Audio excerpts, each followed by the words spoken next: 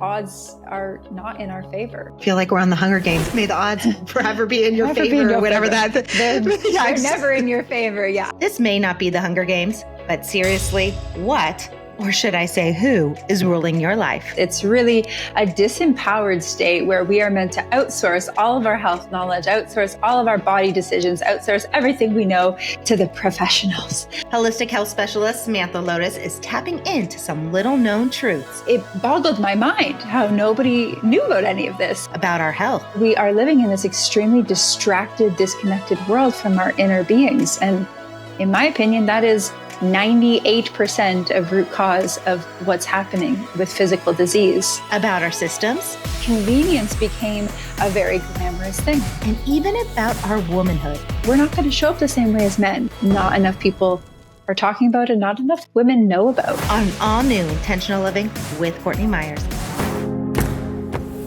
Welcome to Intentional Living with Courtney Meyers, a podcast dedicated to those seeking a more fulfilled and purposeful life through thought-provoking conversation, spiritual exploration, and authentic connections. The intentional movement has begun, and if you found yourself here, you are a part of it. Intentional Living with Courtney Meyers starts now.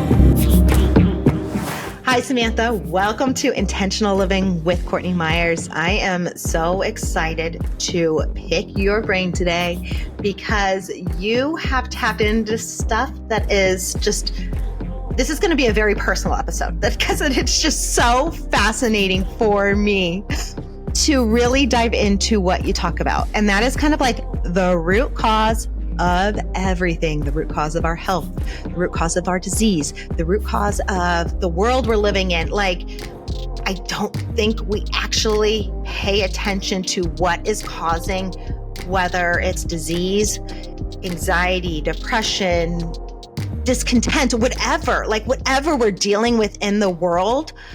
I don't actually think we ever really tap in. I mean, some people do, but for the most part, as a society, we're not tapping into why these things are happening. We're all just looking for that magic pill to fix it, me included.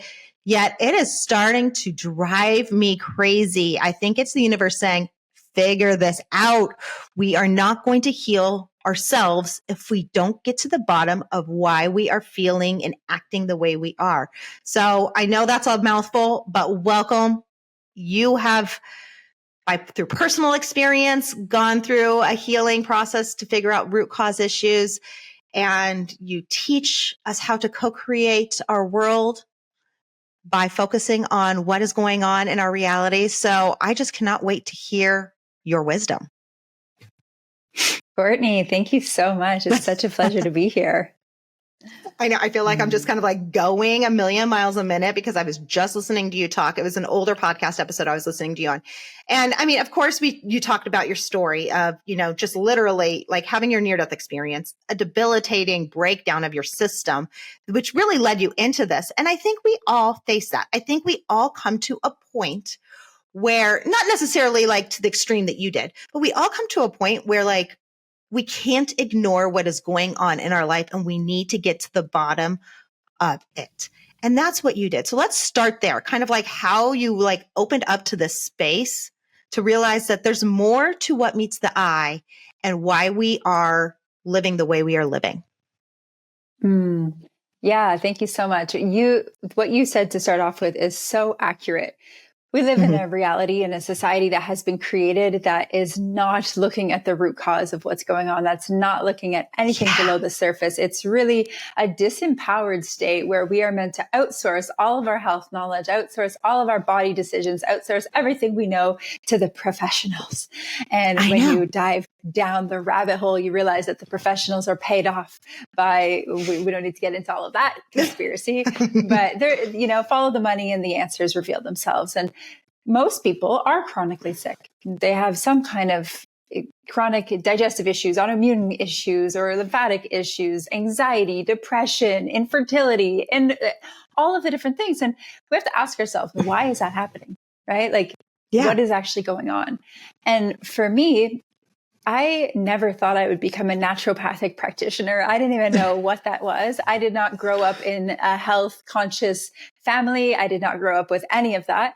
But I did want to be a psychologist. And funny enough, the universe kept putting these little seeds along my path that I was meant to go down more of the holistic healing path. Maybe somebody would recommend this really interesting book, or I was on a tour in Korea studying and somebody would mention the way that they did medicine there, or this thing would happen and that thing would happen.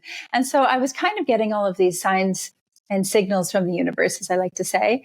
And I was actually studying holistic nutrition when I had my full health breakdown, because I realized that after going through chronic issues and hormone imbalance and all sorts of stuff, my doctors were not helping. My therapists were not helping. The gastroenterologist, the endocrinologist, nobody was helping. And I had just watched my mother go through cancer treatment and chemotherapy, radiation when I was maybe 15 years old. And so I knew that that was not the path that I wanted to go down. And it led me to just having to figure out, why am I so sick? Why are people so sick? And why are we not being supported by the medical professionals? Why are there no answers? And why doesn't the solutions that they're providing, they don't work? So it was a big awakening when I had my full health breakdown, and what I consider, I think, was a near-death experience, or a very esoteric experience. And yeah, it took a really long time to figure out the answers and to put the puzzle pieces together. But when I did that, I realized that nobody knows about this. Like, nobody really knows about the psychosomatic. Nobody knows about naturopathic healing, especially 15 years ago when I was going through it. And it boggled my mind how nobody knew about any of this. So I made it a part of my mission. Well, I'm going to learn everything I can about health and happiness and healing and thriving and what that means to be an optimal human. And I'm going to just scream it from the rooftops, because I thought everybody will want to know this. Everybody's going to be so happy with what I have to share. And I was wrong. I was wrong about that. But you know, over time, more and more people are open to it, and they're realizing that there's more to the health picture than what Western medicine has to offer. And so it's been a cool journey. Yeah. I mean, that's the thing, is you would think that people would want this knowledge. You would think that we would want to dive into this. And really, because the reality is, and I'm dealing with this right now, is you do not become I actually hate the term best self. I know it's used so much in our space, and I've talked about this a lot, because I think we're always doing our best in whatever moment, and saying you need to be your best self or embody this highest version of you, to me adds another, and this is coming from someone that deals with perfectionism. So, you know, it's just, to me, it's like adding this other layer of perfectionism that we don't need to, but we need to be our most optimal. I like that word, our most optimal self. And you would think that we would really want to tap into that, yet no one does. I mean, are we just lazy? You know, is it just because we want that, we want the Ozempic, we want the pill that just goes like this, yet we don't even know what it does to us. I'm with you there. I've gone through therapy. I've gone through, the whole holistic, I didn't go through the whole progress, but I went through all the different tests. Why am I always having these stomach issues? It's not normal. Everything's coming back natural. Everything's fine. But I haven't taken it to that step deeper. Yet we just go, and the professionals just push the medicine. I'm on SSRI. I don't want to be on it. I'm too afraid to get off of it, because I need to take the time to deal with whatever I need to heal that. I know that. I know enough to know that.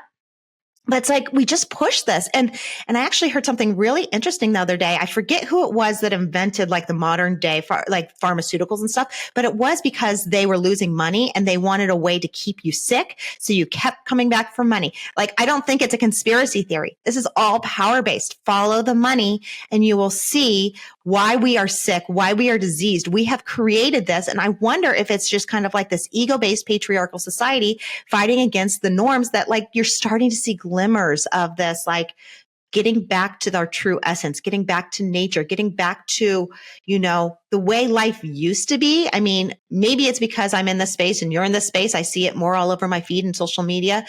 And people aren't as interested as I think they would be. But why are we so just slaves to the ease?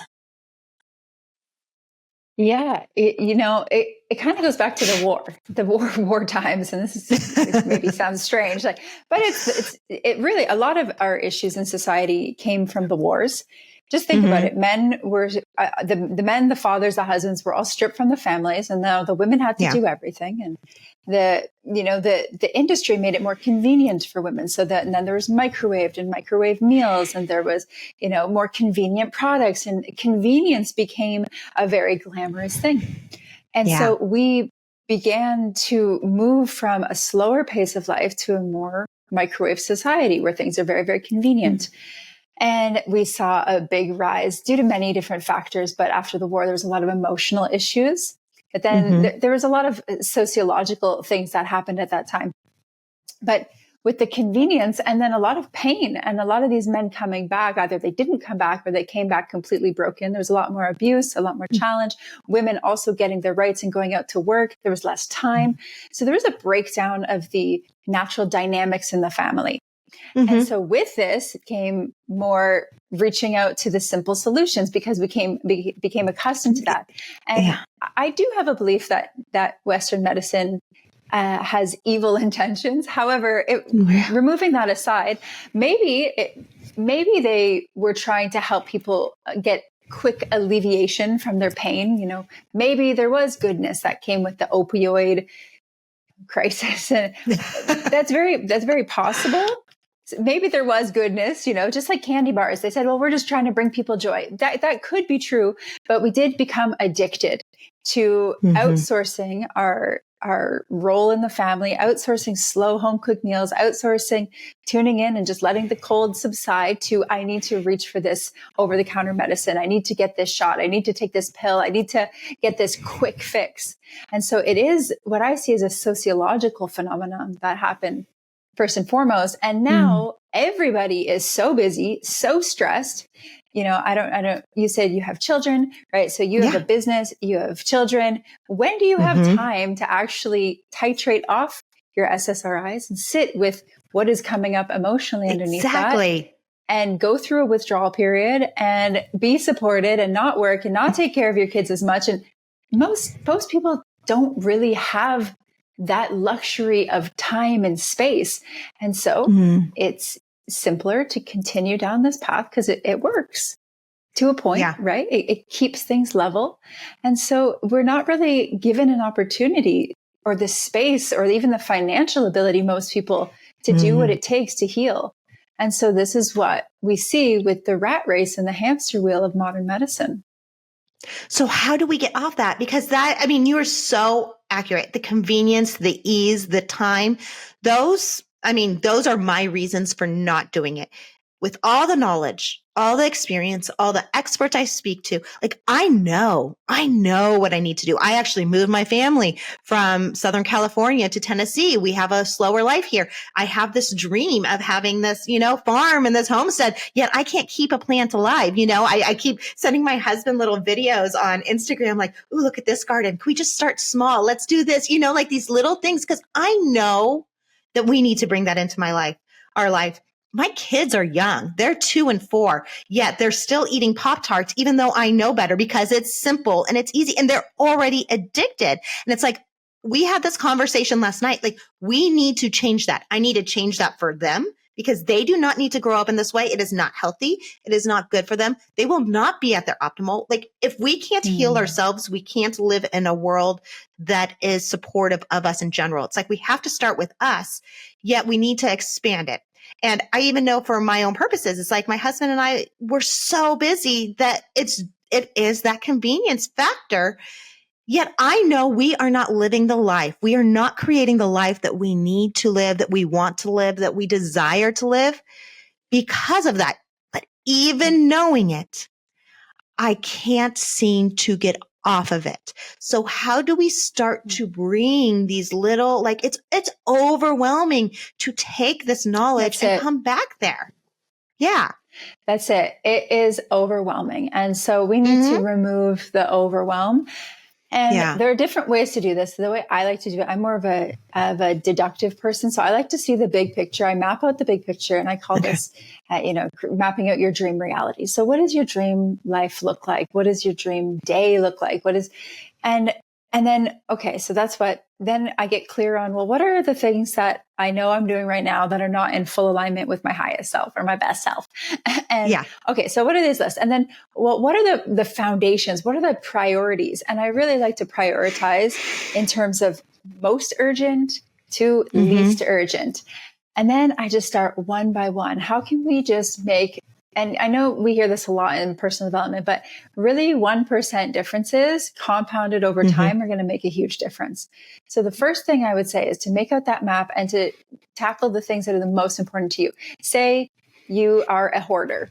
Okay. Well, we're going to need to clean the house first. You don't seem like you're a hoarder. I don't know, but we're going to need to clean the house first because that is the biggest thing. But say you're not a hoarder and say maybe it's just, okay, it's alcohol. Maybe we're drinking alcohol 7 days a week. Okay. Well, let's see what we can do to add in more water, add in more coconut water and reduce the alcohol.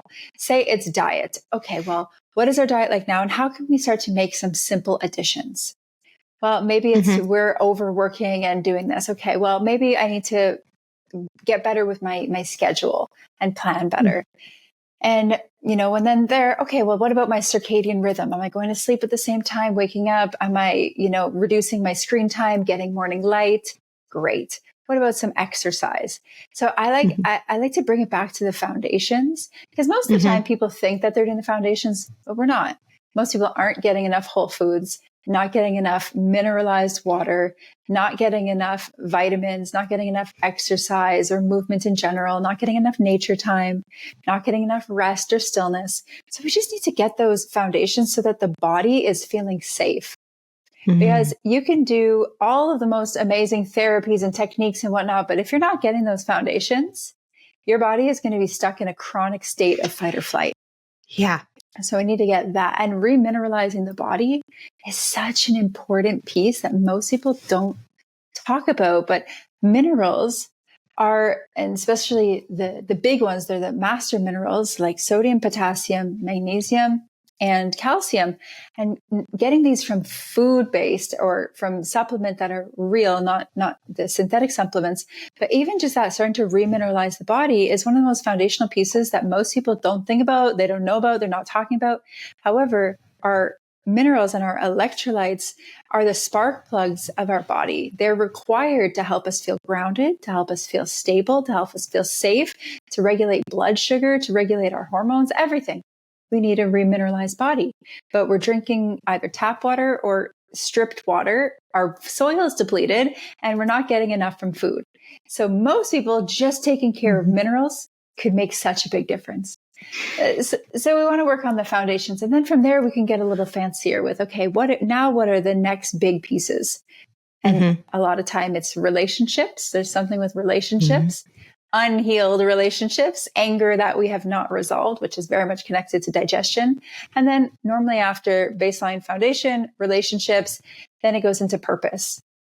Do I love my job? Do I hate my job? Do I feel like I'm fulfilled in what I'm here to do?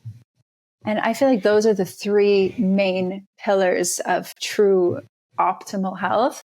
And you just get to decide which one is the priority for you and how you're going to stack that. And I think working with a coach can be really helpful to make that less overwhelming.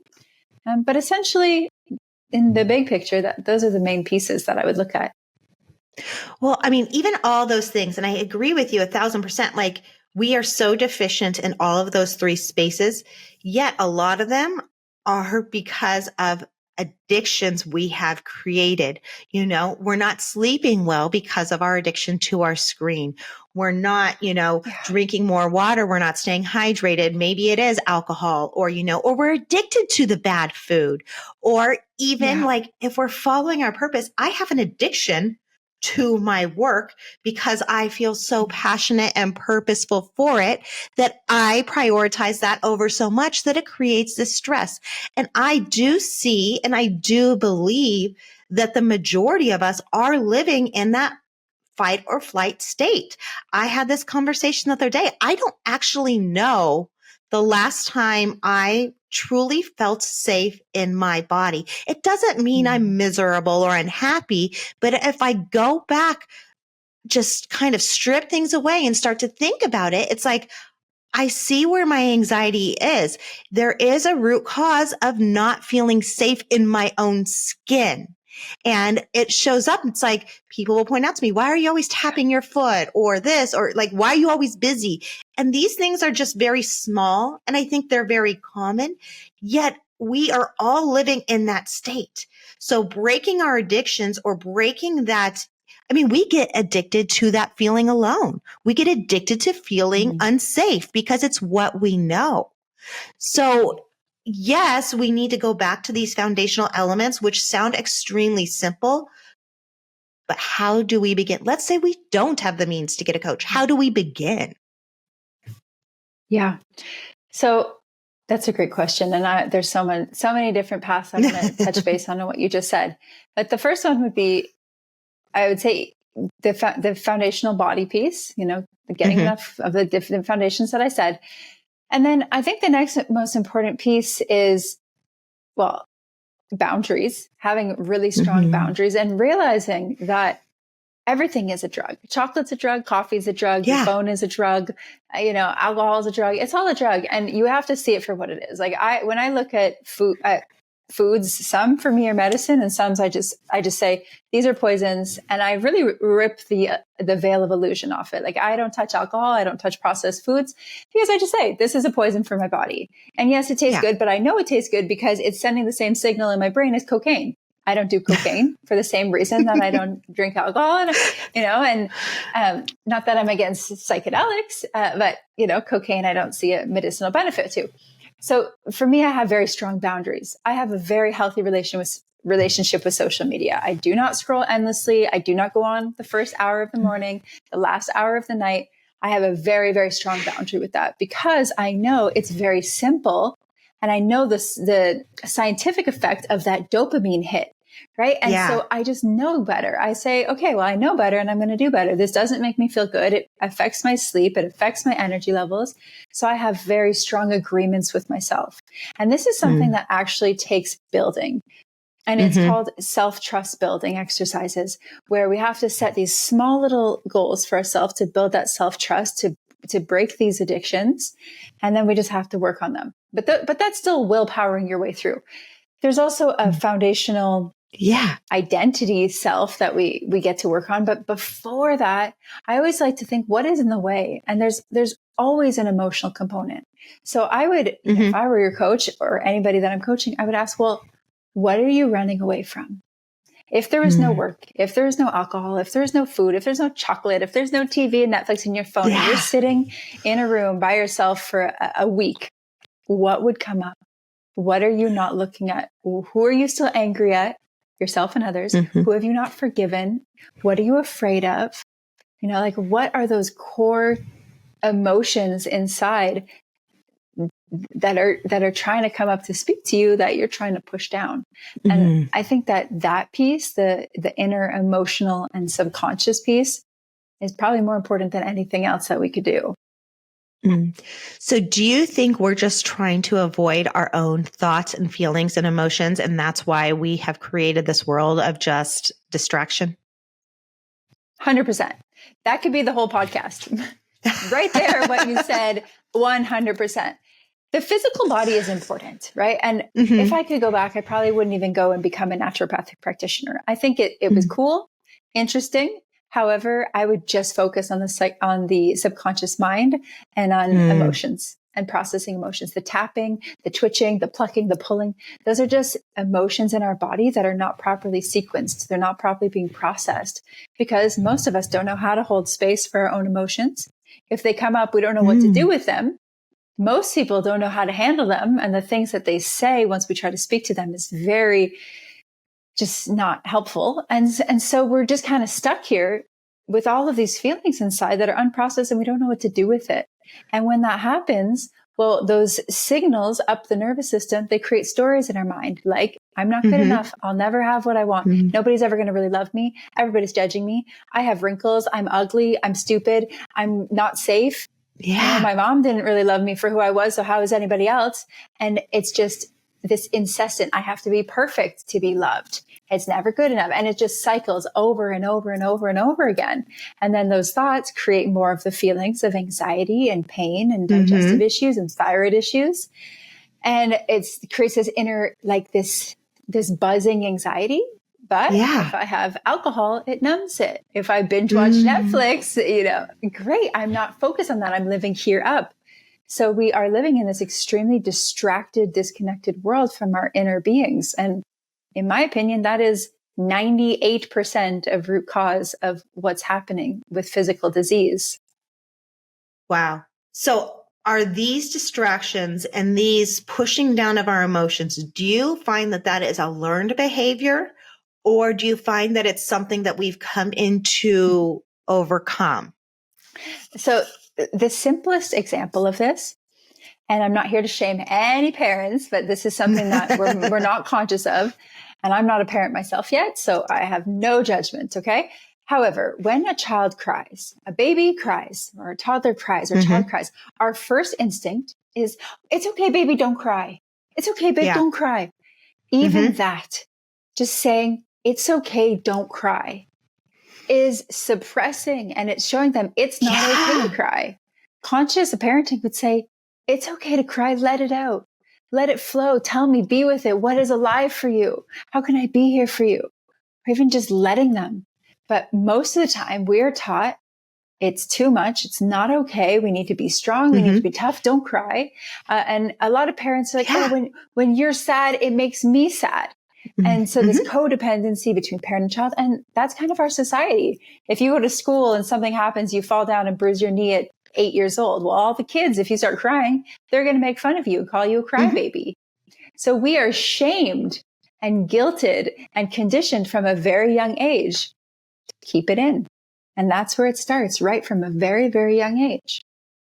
Yeah. I mean, I'm even thinking back to like my childhood, being upset and my dad saying, I can't understand you, or I can't hear you, stop crying. I can't deal with this if you're crying. I mean, I see it with my own kids because as a parent, and this is not a shame on my dad. I'm not putting the shame on anyone, because crying does trigger our own nervous system. And now that I'm saying it out loud, I'm thinking about it. It's probably triggering my nervous system, or our nervous system as parents, because we were told not to. So in our mind and our body, we feel like it's not okay to cry. So when we're seeing our kids cry, it's like, don't cry, because that's triggering in us this need to let out that emotion. And I understand that with our kids, and parenting is the hardest thing I have ever done. It is so hard, especially young kids, because our kids are connected. They know they need to cry it out. They know they need to stomp their feet. They know they need to throw that tantrum. They don't need to go to some somatic workshop to do it, where we're training ourselves to go back to throwing tantrums like toddlers, calling it somatic experiences, when it's just the reality. It's how they express their emotions, let out that energy. And so I try as a parent to, like, if they're in that moment, just give them the hug, give them the space if they want it, and then try and speak with them afterwards. It doesn't always happen because it's so triggering. And I think we are so quick to trigger in our adult life because of how we were raised. And this is not to shit on parents. It's just, how do we change the narrative so that we can shift the consciousness of the world? Yeah, absolutely. And that's the thing. We bring it back to war. Your great great grandpa probably went to war. He came back totally PTSD or disconnected, and he couldn't be there for his son and their son, and it goes through the generations. And we've had war on this planet for hundreds, if not thousands, if not all of eternity. So we are experiencing on this planet a density of war consciousness. And with that, it's not safe to feel your feelings. Even women, up until 50 years ago, all women were labeled clinically insane, because emotions are irrational, and women were emotional beings which is why we weren't even allowed to vote, because women were insane because they were overrun by their emotions. And so we have a very patriarchal, very oppressed society. And my background in university is actually in sociology and psychology, which pair really well together. And that's what we see is what happened in our society has just continuously suppressed and created this line of abuse. Really, it is emotional abuse that we've all experienced and is generational. And even amongst women, this movement of women being very hardened, very in their masculine, very over triggered from being chronically stressed and under supported, underseen, underheard, underconnected. And so we're just perpetuating this. And that is what we're taught. And until we learn nonviolent communication or somatic sequencing or authentic relating or how to be it in your embodied self, which most people don't have the access to or even know exists, we're going to just continue to perpetuate this. Well, I'm curious because there's a lot of talk right now about moving towards the divine feminine. There's a lot of talk about the shift in consciousness. You know, we are moving into that. There's more of these conversations happening. There's more women leaders coming about. You know, there is that happening. Are we starting to transition there? And number two, this is kind of like a two-part question because I'm curious. You keep bringing up the war thing. It's like, did we, and I know you speak a lot about how we're creating our reality. Like, we've created this. We've created this patriarchal, egotistical system. Did we do that for a reason, do you believe, on a spiritual level, so that we can see the effects and overcome it and move into this more divine space? Or like, why would we have created that space and why are we shifting now? That's a great question. There's multiple layers to that. I do believe that our world is run by oppressors that are playing like a chessboard and control everything within our planet, and it's all about greed so I do believe there's that on the physical plane, but on the spiritual plane, I do believe that we're in polarity and we have separated from consciousness to experience ourselves, and this is a dark night of the soul for humanity. And maybe there are times in polarity when there's darkness and then there's going to be light, and maybe there will be golden ages. And maybe there have been golden ages on the planet. We have not seen that. I do believe we're in the density and in a dark phase of our experience. But because I do believe we live in a polarity based universe, I think this is a time that we're all here to experience what that is. And I think people like yourself, like myself, like other people that are waking up and, you know, here to raise the consciousness on the planet, I think that our soul's embodied at this time to do that, to be these light warriors or these teachers or these lighthouses. And it's kind of just a part of the cosmic game, the school of life that we're experiencing. Yeah. I mean, I strongly believe, and I've had other, conversations about this where like we chose to come down and be in this particular moment. And this is a huge transitional period for humanity. So it's kind of exciting to know that we're kind of like, let's bring it all full circle. We're talking about like war. It's almost like we're these warriors, like trying to be like, no, that there's a better way. Yet we have to go personally through all this muck. We have to have that density in our life. We have to experience it because we can't just come onto this planet and to this plane and be like all sunshine and rainbows. And this is how you live your life, because no one is going to resonate with that. It's like we have to walk these paths so that we can really light that way and show that there is light at the end of the tunnel. But it is hard. Like, how do we, really start to embody this world? I know you're a walking, living, breathing example of this. I open up the platform for conversations, yet I still find myself falling short in living it. So how do we really start to bring about these changes? Yeah, you asked a great question before about if you're starting off and you don't have the finances to get a coach or to work with somebody. I think there are some amazing books out there and really great free resources on YouTube that you could work with. I personally really like Louise Hay's work. That was a big part of the starting path for me. There's Dr. Bruce Lipton's work. There's Dr. Joe Dispenza, Teal Swan. There's some amazing people. Even Dr.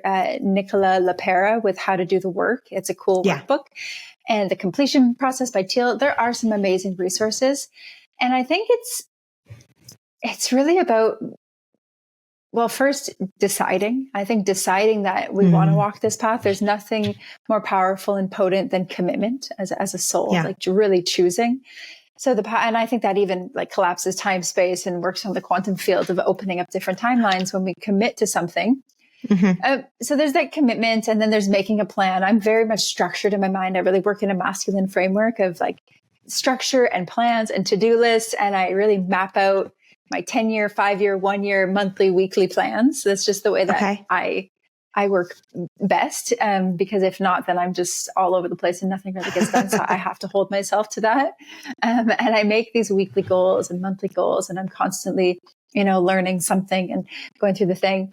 I think having an accountability buddy or a Facebook group or community or somebody that you can talk to and that you can walk this path with you. And you have to have your why. You have to be like, okay, well, why is it? Why do I want to do this? And I think there's the 3D mind why, but then there's also a soul why. Like you said, like I believe for whatever reason, my crazy ass soul wanted to incarnate in this time, right? Like I often laugh about it with some of my girlfriends who are going through this struggle, like the Phoenix dying phase. I'm like, why would my soul want this right now? Like, couldn't we have come at an easier time? Geez, I guess I needed to go through this.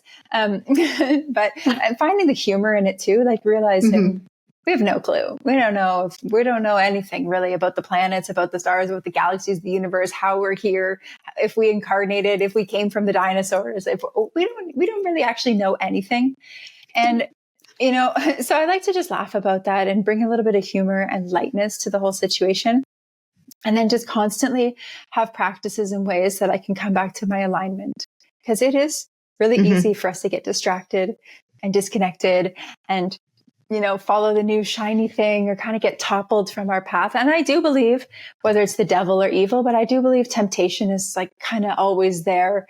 The darkness is kind of like fighting for our souls. And so it's like, I think somewhere in the Bible, I'm paraphrasing, but it says that the path to heaven is very narrow. And I like to think about that. It is quite narrow. And so for me, my values of integrity and honesty and alignment and love and purity and helping people and being true to the temple that is my body. And, I really hold myself to these values and just try my best that when I fall off the path, I just get back on it. And when I fall off the path, get back on it. And it's just these small little, what's 1% that I can do better? What's 1% that I can do better? And how can I stay committed to learning?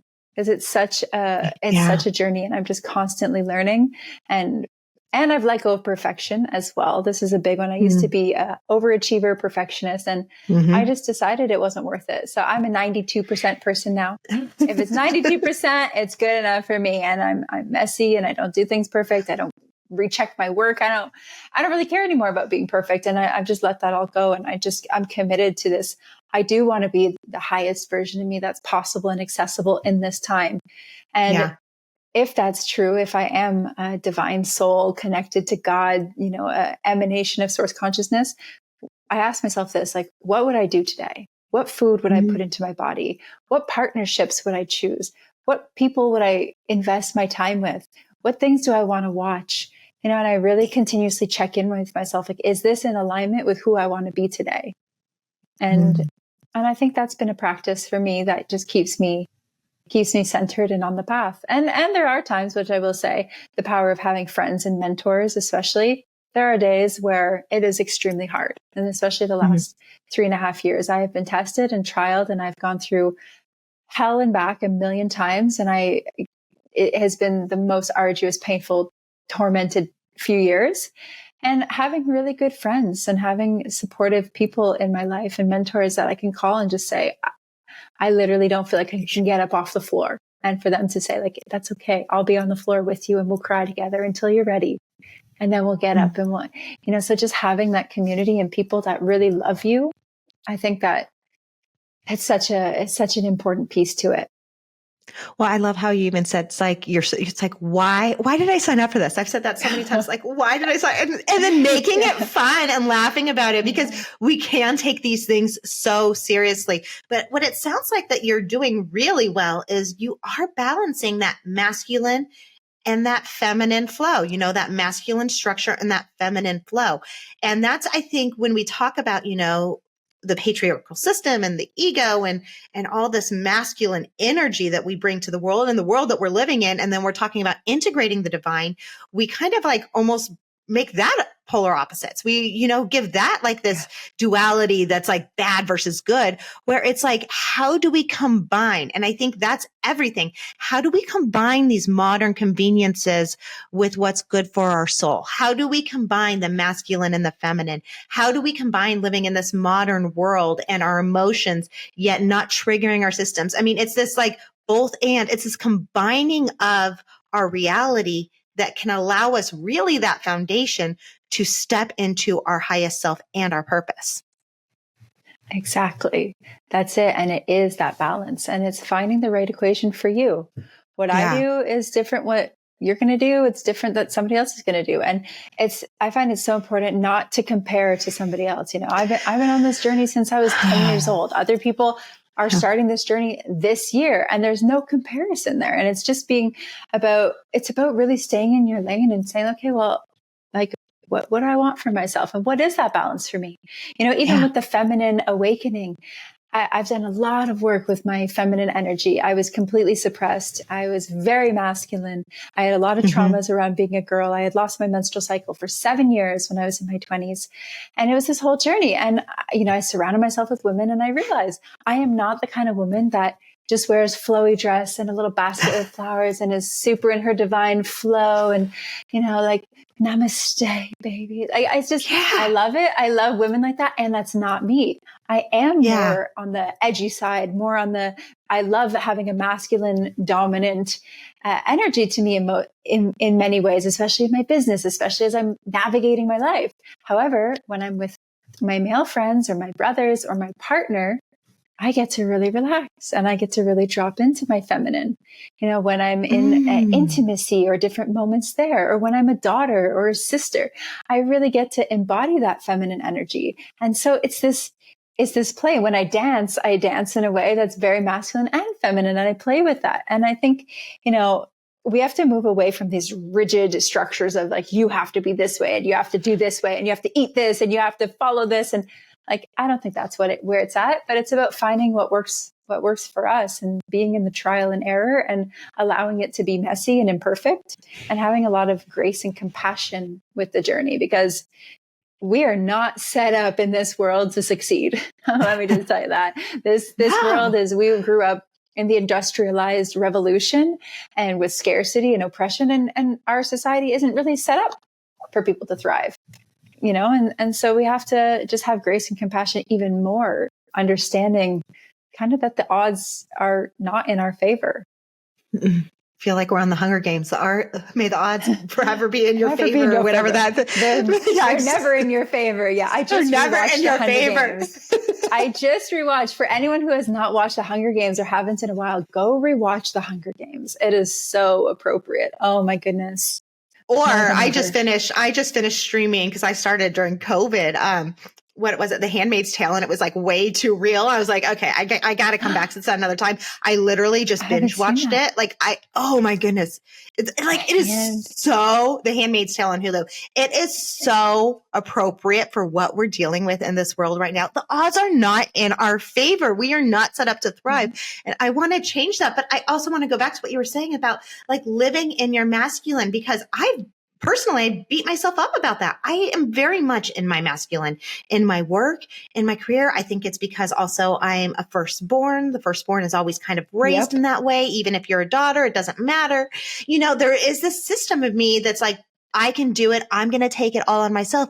Yet then when they come into this space, that it's almost like I feel like I'm not doing my part because I'm too in my masculine. I'm not in my feminine flow as much. So it's like integrating that. I love how you say you can integrate it in other areas in your life and still show up naturally what feels good for you in the masculine, in your work, in these areas.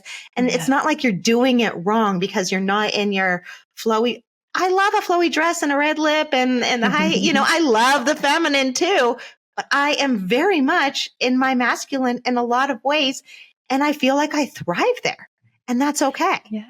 That is okay. Yeah, absolutely. And so for all of the women listening to this is a huge permission slip that you can really embrace that masculine side of you.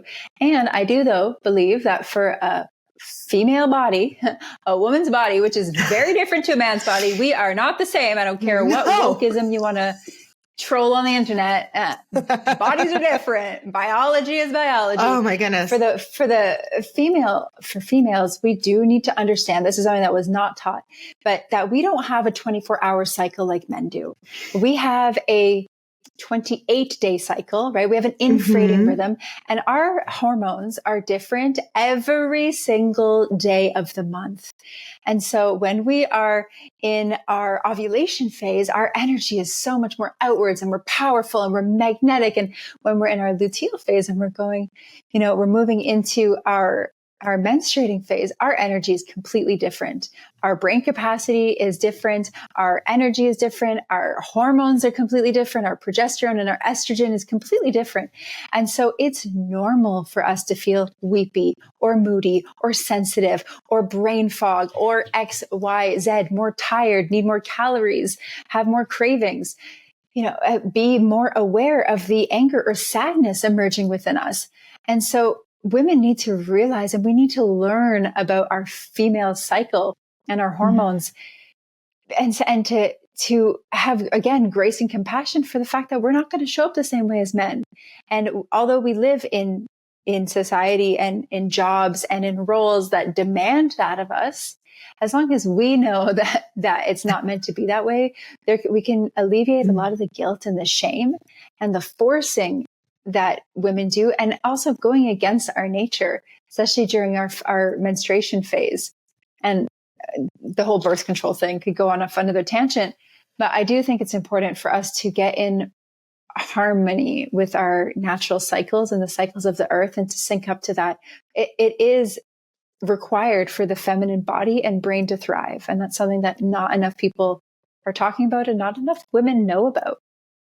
I love that you bring that up, because I've been really questioning this idea of, being on birth control. I've been on it my whole life. It's like you go off it, you have your kids, and then right back on it. And I've been thinking that so much lately. Like, there are so many imbalances. And this is where I have the biggest problem with Western medicine. It's like, okay, you're just going to be on this pill and you're going to take it for the rest of your life, this synthetic thing. Like, why in the hell do we think that we should be popping pills for the rest of our life? These are man-made things. We should not be putting these systems into our body that is naturally built to heal itself. And that, like, these are not, I understand the need for certain things in Western medicine. I'm not saying it's horrible, but like things like birth control pills, it's like, there has to be a better way. And I've been really obsessed with, this biohacking for women, because all these studies that are done and all the nutritional information out there, it's all been tested, or even sleep patterns. It's all been tested on men, not women. Yep. It's men that are ruling the narrative. And that's where I think the divine feminine really needs to raise its voice, is to get how we work out there, because everything that we've been told we need to do, not everything, I'm very generalizing here.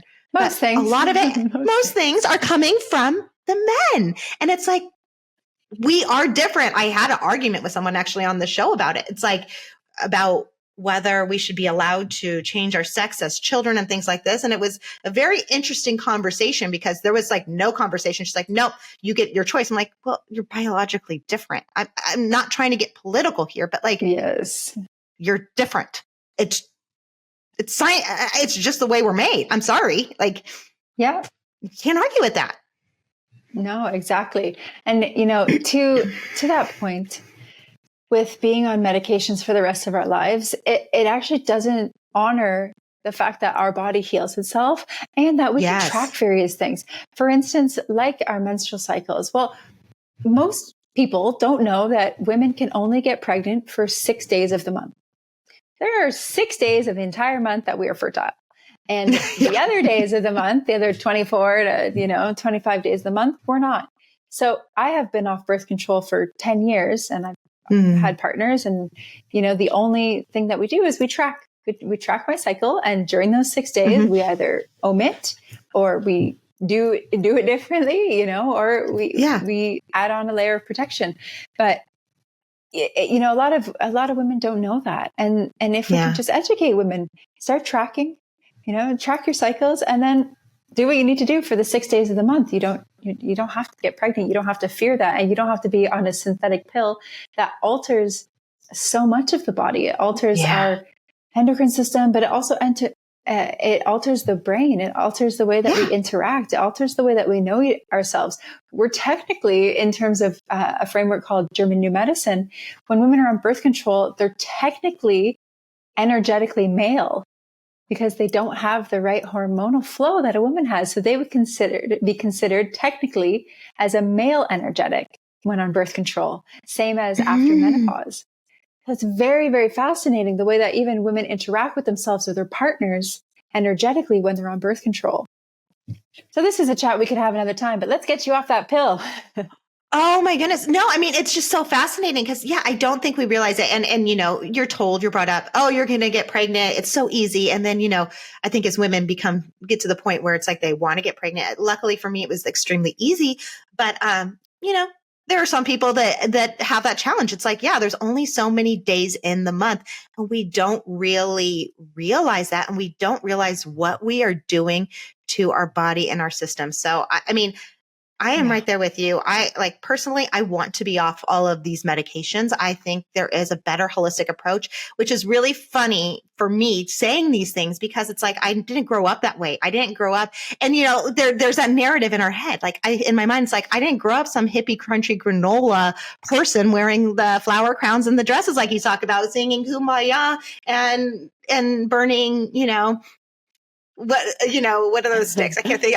Palo Santo, sage, incense. Incense. That's what it is. Yeah. I love Palo Santo and sage. But it's like we have these narratives but as I'm stepping more into this, just like there has to be a better way. I think about it even with the schooling with our children, the way they're taught.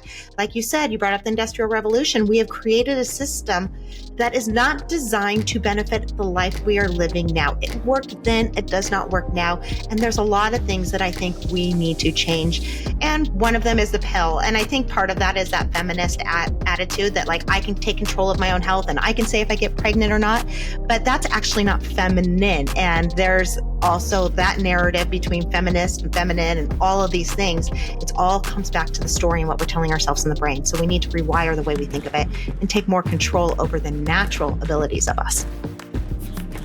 Exactly. So well said. I couldn't agree more. Oh my goodness. Well, I love everything you are doing, all the information you're bringing to the world. How do we get in touch with you? How do we work with you? And what do you have coming up? Yeah, thanks for asking. You can connect with me on Instagram. My handle is @Samantha_Lotus. You can go to my website, samanthalotus.com. I always reply and respond to as many people as I can. I love getting messages and comments, so you can always connect with me there. I do have a couple of offers on my website on how to work with me, how to apply to work with me.